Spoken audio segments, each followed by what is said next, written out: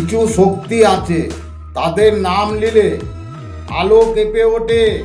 ডাকিনী কোনো মানুষ নয়, ডাকিনী হলো অন্ধকারের সঙ্গে করা এক নীরবে চুক্তি। সে ডাক দিলে আসে না, মন যখন দুর্বল হয় ঠিক তখনই সে চলে আসে। রাতে হঠাৎ ঘুম ভাঙলে বুকের ভেতর অজানা ভয়, চারিপাশ ভারী লাগা, এগুলো কিন্তু কাকতালীয় নয়। ডাকিনী কিন্তু সামনে আসে না, সে আড়াল থেকেই কাজ করে।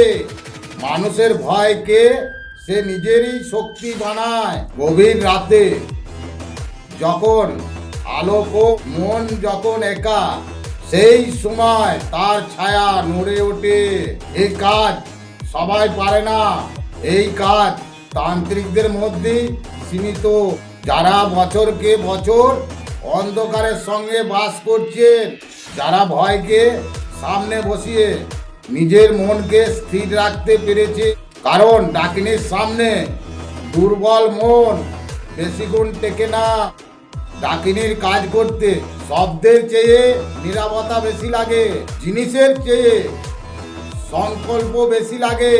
সবকিছু প্রকাশে বলা যায় না, কিছু জিনিস থাকে তা শুধু অন্ধকারই জানে।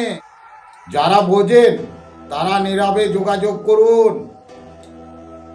জয় মা তারা।